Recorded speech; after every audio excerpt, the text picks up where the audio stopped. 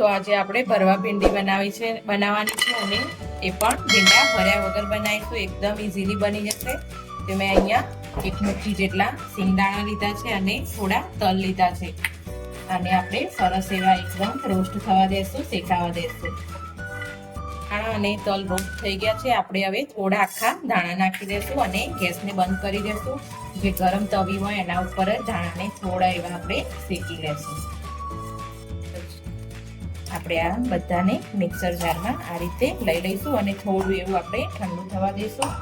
ત્યાં સુધી આપણે લઈ લઈએ ભીંડાને. આપણા ચડાવવા માટે લઈ લઈશું ભીંડાને.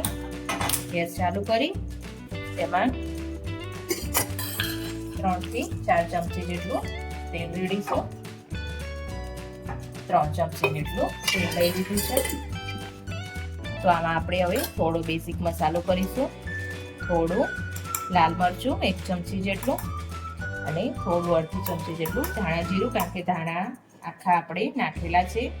થોડું આપણે સ્વાદ પ્રમાણે મીઠું લઈ લેશું. થોડીક આપણે ચપટી જેટલી ખાંડ લઈ લેશું. એમાં આપણે અડધું લીંબુ નીચોઈ દેશું અને આ બધાને આપણે ક્રશ કરી લેશું. તો આપણે થોડું વઘારમાં જીરું લઈ લીધું છે અને આપણે આ ભીંડાને આ રીતે મોટી સાઈઝમાં જ કટ કરી લેવાના છે. ડાયરેક્ટ જ આજુબાજુમાં કોઈ જ કાપો નથી પાડવાનો અને આ રીતે કટ કરી લેવાના છે. અને આ રીતે આપણે એડ કરી અને થોડા એવા આપણે ભીંડાને તળી લઈશું. તો આપણે અહીંયા થોડી આપણે હળદર લઈ લઈશું. આપણે મસાલામાં ઓલરેડી મીઠું નાખ્યું છે એટલે આપણે મીઠું અત્યારે એડ નહીં કરીએ, સ્વાદ પ્રમાણે એડ કરીશું.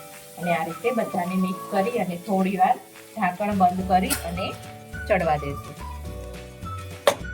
તો આપણા ભીંડા મસ્ત એવા ચડી ગયા છે કચરા.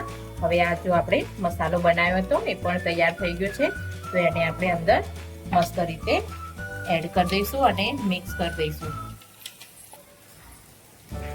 તો એકદમ છે ને ઈઝી રીત અને મસ્ત એવી ભરવા ભીંડી થોડીક જ વારમાં તૈયાર થઈ જાય છે. હવે આને આપણે થોડી વાર એવું આપણે થવા દઈશું, ચડવા દઈશું થોડું મસાલા સાથે ભીંડાને. તો આપણું મસ્ત એવું ભરવા ભીંડી તૈયાર છે.